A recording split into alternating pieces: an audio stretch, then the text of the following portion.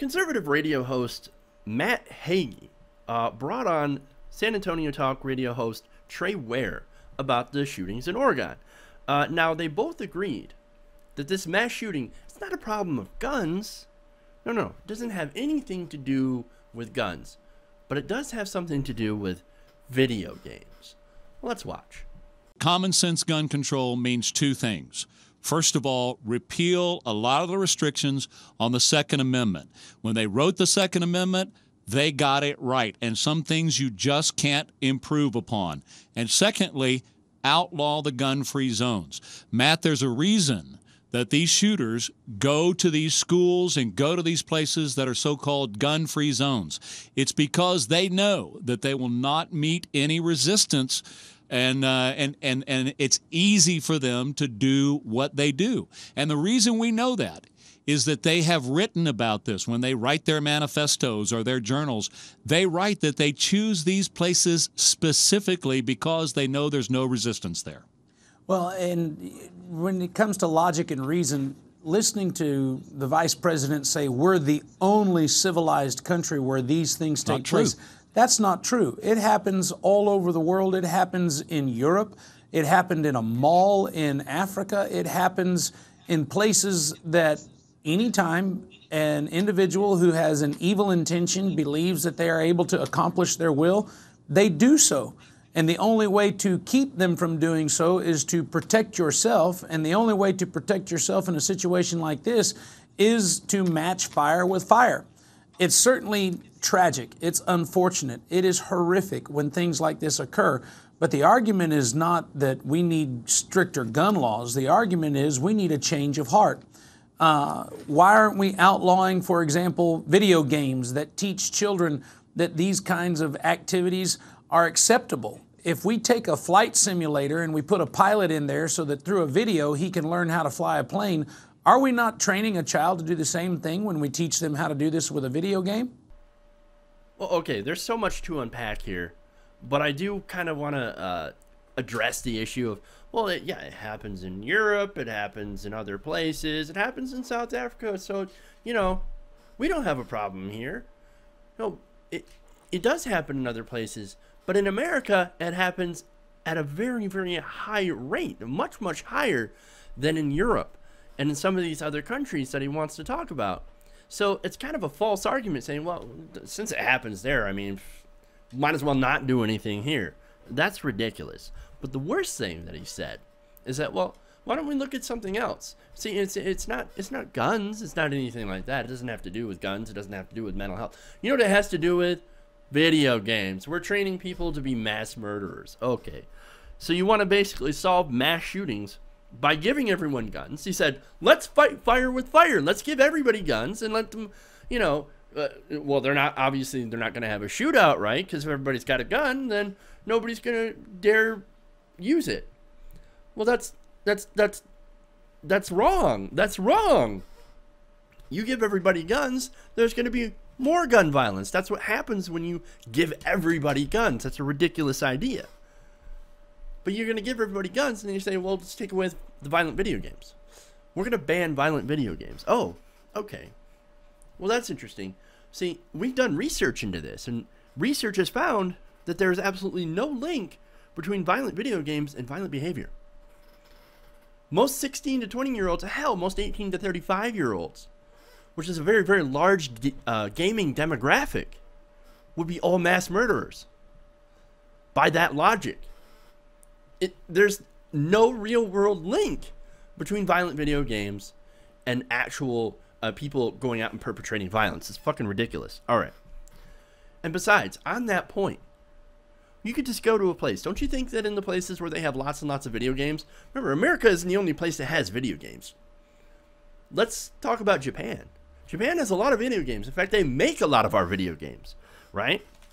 They have a lot of video games, but they have hardly any guns, right? Very, very few guns. Very, very strict gun control laws. You know the last mass shooting that happened in Japan? That happened in 1938. It was done by a guy who couldn't get a girl. Well, wait a minute here. So he had tuberculosis, right? And he felt that the women had gone cold. because at that time there was no cure for tuberculosis. It was a fatal case. So he was going to die from this, and everybody knew it. And so he decided, well, I'm going to take myself out, and I'm going to take out everybody else who ever spurned me. He killed 30 people with a shotgun, swords, and axes. That was the last that I know of mass shooting in Japan, or at least the most famous mass shooting. They hardly have mass shootings. Almost never in Japan, where we have one probably every 2 to 3 months. Big difference. Lots and lots of video games, but no guns. Maybe it's the guns that's an issue. Maybe. I don't know. Also, there's the fact that mass shootings, remember, the mass shooting that I just cited in Japan happened in 1938. Did they have video games in Japan in 1938? Doesn't look like it. I don't think they do. I don't think they did. So no, video games, not that big of an issue. They're not that part of an issue. And here's the other part of this, right? He's out there trying to protect the Second Amendment. Oh, I hold the Second Amendment dear, right? Well, the irony about this is that video games and other media is protected by the First Amendment. So essentially, you're going to tear down the First Amendment to protect the Second. I thought the Second Amendment was there to protect everyone else's, to protect all the other amendments, to protect us from government tyranny. And here you are saying, let's ban things that we don't like. Let's ban violent video games. Let's do something that's completely unconstitutional to protect our guns. I thought the whole purpose of the Second Amendment was to protect us from a tyranny, a tyrannical government. And here you are saying, let's make our government more tyrannical by introducing censorship into our media. Mass amounts of censorship. Let's ban media, a certain amount of media. And hell, why don't it just stop there? Why don't you go after violent movies too? Or violent music. Let's go after gangster rap. Let's do all that. That's still not going to solve the problem. And you will have eliminated a lot of things that are protected under the First Amendment. You have essentially quashed free speech. When it's the Second Amendment that you claim is supposed to be protecting all the other amendments. It makes no sense. It makes no sense. And on the idea that the Second Amendment is there to protect us from a tyrannical government, you're doing a fucking bang up job, guys. Really. We're losing our right to privacy with the NSA. We're losing our rights to free speech with the free speech zones, where we can't even protest, where we have specific zones set up to protest the government. And if you're not in that zone, you get arrested. Bang up job, guys. Bang up fucking job. Now you can tell I'm pretty passionate about this because I am an avid video gamer. Now, and I know maybe some of you watching are not avid video gamers, but are avid gun owners and people who go out shooting. I understand, and you know what? I'm not against you guys. I'm not. You guys probably feel the same way about guns that I do about video games. But to you guys, I gotta say, what I'm advocating for and what people like me are advocating for, we're not trying to take away your guns. We're not trying to eliminate your guns. That's not going to happen. Okay? Gun regulations do not mean gun bans. They don't equal gun ban. And besides, if you look at the history of America, bans on certain things don't work. We tried to ban alcohol. Didn't work. People still drank. Right? We tried to ban marijuana. We see how well that worked out. Banning things doesn't work. Regulating them does, to a certain extent. You can have over-regulation of certain things, but that's not what we're aiming for. We're aiming for common sense, sensible gun legislation.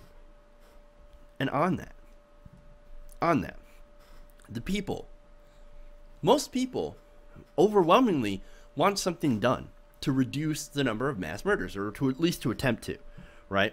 There's a recent Pew poll released back in August that actually shows that a majority of Republicans and Democrats support things like universal background checks for gun purchases. That 79% of Republicans want a universal background check. 79%. 88% of Democrats want a universal background check.